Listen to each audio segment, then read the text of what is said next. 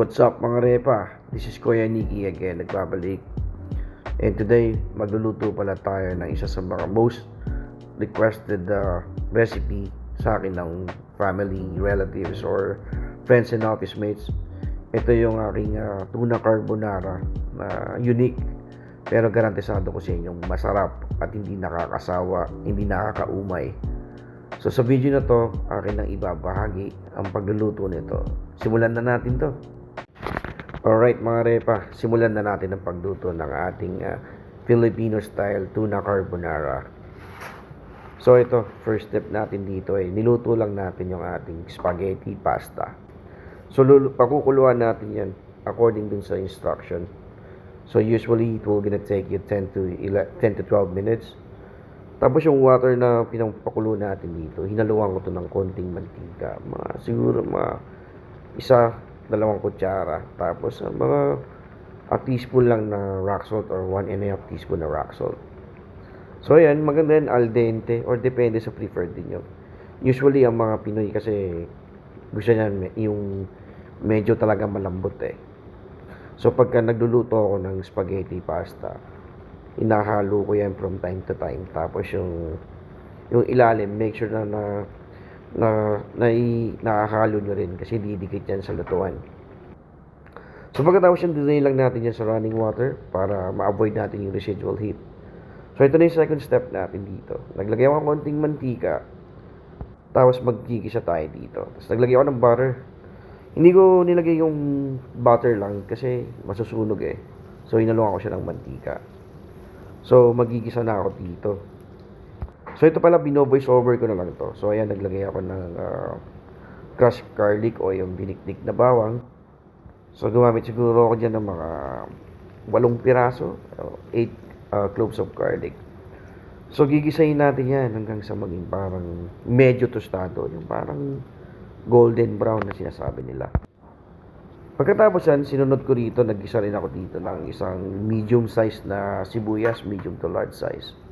So atin lang itong hiniwa ng maliliit or minins natin yung ating sibuyas. So yan, pag yan ay parang nalanta o yung parang nag-translucent na, eh okay na yan. Kasi ito, hinaluan ko rin siya ng green bell pepper. Ito yung magiging parang sipa niya at bango eh. So ating itong sinama sa paggisa dito. Hinalo ko na optional yung green bell pepper. Nagkataon lang meron sa rep eh, kaya hinalo ko. Tapos yan, meron ako ditong century tuna, yung in oil lang.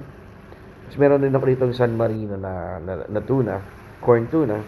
So kinumbine ko na yung dalawang yan. Kasi matagal ko na hindi naluto to eh. So ngayon medyo nag-iiba ng quality ng ating mga delata eh. So ayan, inisa ko dyan yan mga kaibigan, mga repa. Pagkatapos siya, ng next na gagawin natin dito, eh, titimplahan ko ito ng pamintang durog or ground black pepper. Siguro mga 1 to 2 teaspoon. Itong recipe to, pagka tinignan ng iba, sasabihin parang mukhang buko salad yung niluto mo. Parang kakaiba. Pero masasabi ko sa inyo, dati binibenta ko to dati sa opisina ko. Sold out lagi kasi gustong gusto nila, ang sarap. Tapos ito, nilagyan ko din siya ng mushroom. Delata lang ako dito. So, ayan. Ayan, nilagyan ko siya ng 2 delata. Kasi ang naluto ko dito, pang 2 kilo yung aking nagawang sauce dito. So, ayan, gigisahin lang natin to. Mga 3 to 5 minutes na, tagal nun eh. Mga 3 minutes lang na gisahan ng ating mushroom. Eh, okay na yan. Tapos yan, dinagdagan natin siya ng ating butter. Yung dairy cream lang. Tapos, yan kasi pampadagdag ng flavor yan eh. Aroma uli na talagang ang sarap kainin. So, yun nga, mabalik tayo dun. Pagka binibenta ko to sa opisina, ubos agad. Kasi ito, hindi ito katulad ng mga kinakain sa restaurant na pag dumamig, nakakaumay na. Ito kasi kahit galing rep, talagang kakainin nyo pa rin eh. Tapos yan, tinimplahan ko siya ng konting asin. Siguro mga 1 teaspoon lang yan. Kasi pag mga cream base, masyadong lumalabas yung tapang ng alat eh. So, yan. Patuloy pa rin tayo sa pagigisa according dito sa aking video. So, ayan, medyo na-delay ako sa pag-voice over nitong itong aking video na to eh. So to yung natira dun sa century tuna in oil. So nilagay ko na rin yung kanyang sauce. So to naglagay ako dito ng evaporated milk. So ginamit ko dito yung Angel tsaka yung Alaska.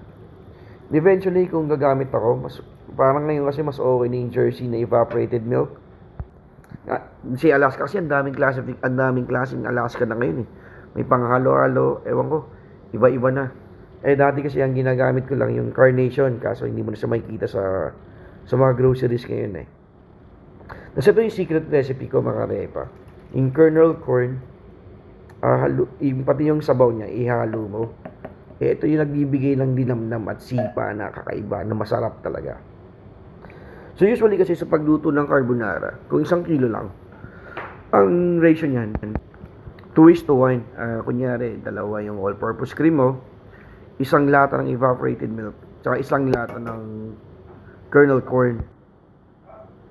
Kasi lasang-lasa mo talaga. Iba yung nagagawa ng kernel corn. So ito yung ating all-purpose cream.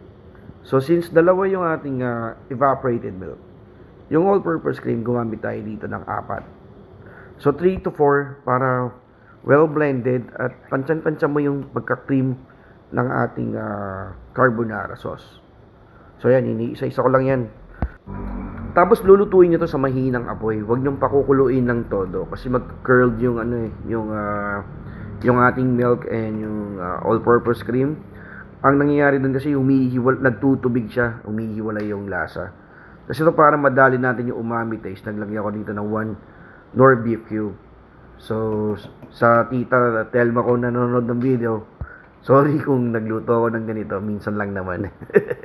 So yan, pero talagang pagkasarap nito mga repa. Ito talaga yung paborito ko. Kasi ito, naglagay tayo dito ng keso.